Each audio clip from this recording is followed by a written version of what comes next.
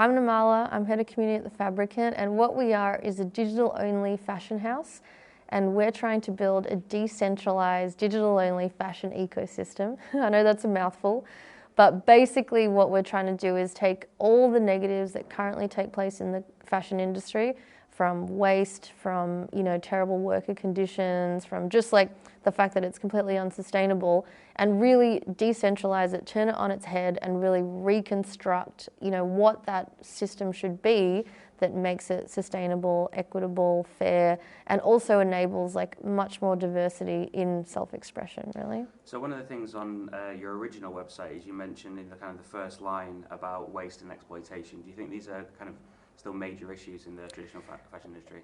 100%. And they're like the biggest issues actually across the world, across all industries, not only the fashion industry, but in the fashion industry, we see it massively. And I think to the point where, because so much of fashion is not functional anymore, it is about just like self-expression and what people want to do, that it feels even more wasteful in that sense.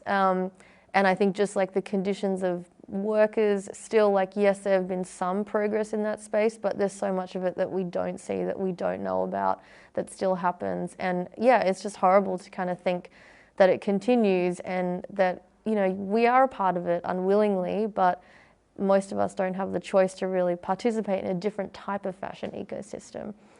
So yeah, it's definitely a huge issue and something that inspires us to kind of keep doing this work. So one of the other causes that you're pushing for, you said about diversity. You've got a section dedicated to women. You're doing a partnership with another organisation, and you also coined the phrase a crypto purse. Yes, that's right, the crypto purse. Do you see this as an on-ramp for women into crypto? Definitely. I think that's the fun thing about fashion, is that, like, I mean, not to kind of genderize it, but fashion is something that women maybe are more like, as a way to kind of engage with the space, is an easier on-ramp for them. And so we want to make it really easy. And I think like the statement was, crypto wallet, I think you mean crypto purse. And we kind of have actually designed a crypto purse as an NFT that looks amazing. It's bright pink. And basically, we're giving that out to all these female communities that we're working with. So, SheFi, Surge Women, My BFF, Someplace, all these like different communities we're bringing on board. We're giving them a crypto purse, and that gets them a free mint in our upcoming collaboration with World of Women, which is another credible project that is like really pushing the space on, bringing women into the space and kind of showing them, giving them space and like heroing them in that space. So do you think there's still a lack of women in the space, and how do you think that affects the overall industry's ability to appeal to a wider audience? I think there's definitely still a lack of women in the space. I think, we see more and more of these projects coming up and more women trying to kind of get into the space. But, it's an extremely volatile market. And like, women, I think, if you look at kind of the way that women are generally more risk averse anyway to men, it makes it much harder for them to just kind of on board and kind of even just have the time to kind of do the research. Like, I actually hate that phrase, do your own research, because I just feel like many people don't have time to do that research. So how do we like really help people kind of come into the space, especially women that are juggling so many things and likely don't have that same capacity, like, or disposable income that men might have in the current age. Plus there's huge language barriers, there's huge just accessibility points. Setting up a wallet, does it support your currency, all this type of thing. So there's a lot of work that still needs to be done. I think in terms of what we need to focus on to get it, I think like onboarding is huge. Like, how do we make it easy? And that's why we designed the crypto purse, so you can really come get an NFT, so you just already have one, and that gives you a free mint in the collaboration. We've also chosen to go with Flow and use Blockto as the wallet, which is very easy to set up.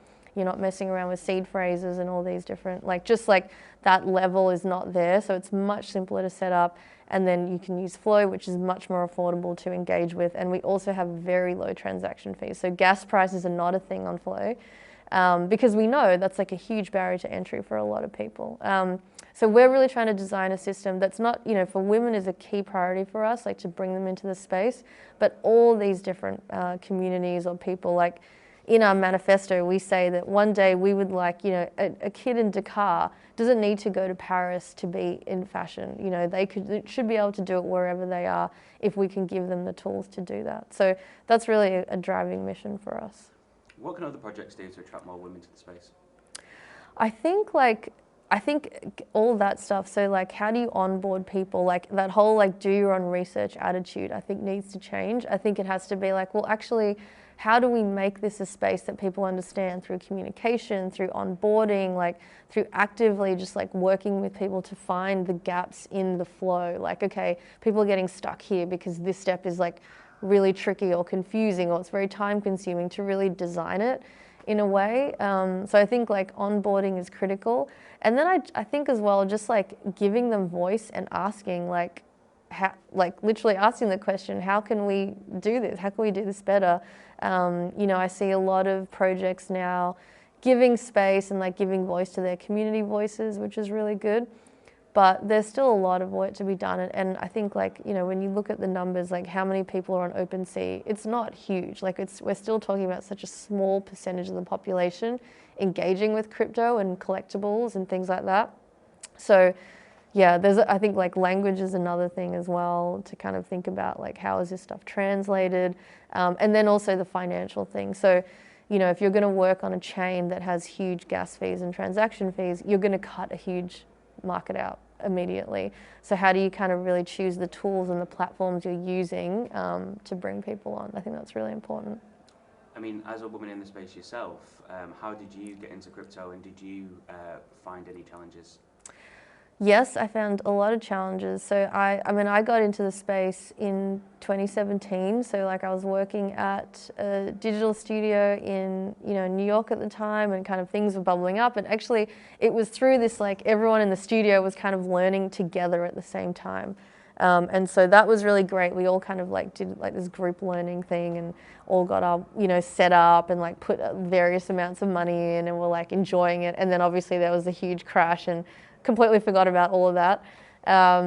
And then, you know, and then like in late 2020, the Fabricant did their first kind of like NFT drop, and like that was a huge learning. I was just like, what is an NFT? I don't understand this at all. So kind of coming into the space then, it was good to kind of just actively do a project, launch something to see how it worked. But I have to say I was still very new to the whole thing and didn't really understand it.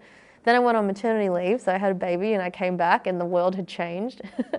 And I was playing around with like, you know, getting into collectibles and doing things like that and minted some NFTs, but then I unfortunately fell for a scam and actually had, you know, my MetaMask drained and stuff stolen out of it. And it was horrible. And I had this realization there was nothing I could do about it. And, you know, the thing that kind of got me was that do your own research. Like, oh, I clicked on this link and I connected my wallet and that was what triggered it, obviously.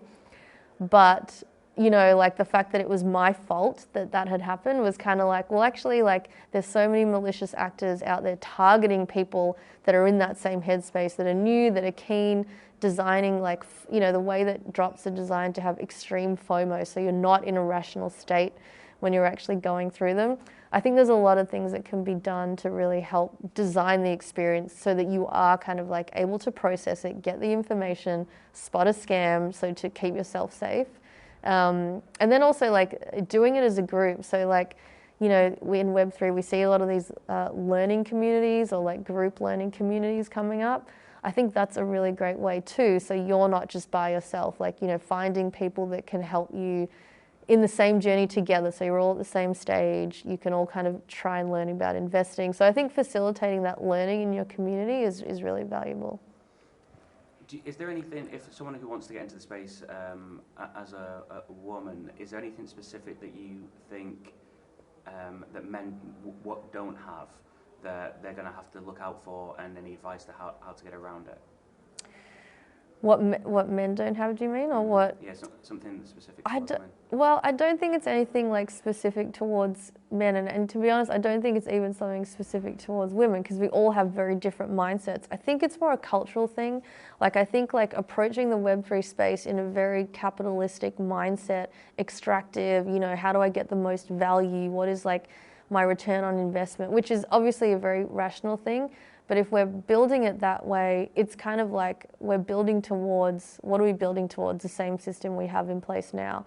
So I actually think the mindset should be more about just thinking about regenerative finance and like, how is it that when someone comes into this space, what is the direct impact across all the different parts? Like, how does it connect to, you know, the people that like don't engage with this at all, right? Like, I think that's really important to think about when you're designing a project or, you know, a system. It doesn't just affect your small kind of project, you know, like for example, now we're currently in the crash that's happening, and this is kind of an effect we're feeling across the entire market. It's not just isolated to a single project or a single kind of chain or anything like that. So I think like that holistic thinking is really missing, and I feel like this movement, like the regen movement that's kind of coming, will help address that a lot. And I see a lot more conversations happening now that are more around, impact DAOs, or like what is the impact we're creating, or like, you know, utility is a conversation that's happening more. Like we're going more beyond that, just like buy something, hold it, to okay, well, what does this get you access to? And I think there's a lot of amazing projects coming out now. So I don't think it's necessarily like a man and woman thing, because we have, you know, many men in our company that do an amazing job and ask these great questions. I think it's more of a mindset of really move, and I think it's like that Web 2 to Web 3 mindset. You can still be working in Web 3, but still be doing Web 2 type work. So it's really trying to shift mentally, what does it mean to kind of create a regenerative project that actually gives back, creates more value, and not just economic like value that can be measured on chain. Like what is all the immeasurable value that you get from culture or from like communication or from community that actually, you know, brings value. Like I always think like I get the most value spending time with my family, but there's no incentive for me to do that. No one's giving me any rewards except my, you know, my somatic, bodily like rewards. But there's, you know, and our system is really broken, like our incentive system is really broken in that sense. So how do we like think about all these things that actually create value for humans, for species, for the planet, and actually think about that when we're designing mechanism systems and tokens and all this stuff? Because I don't see that really happening at large scale. So you don't really see there as being any kind of like patriarchal roadblocks within the space. It's more just an awareness thing to get more women in?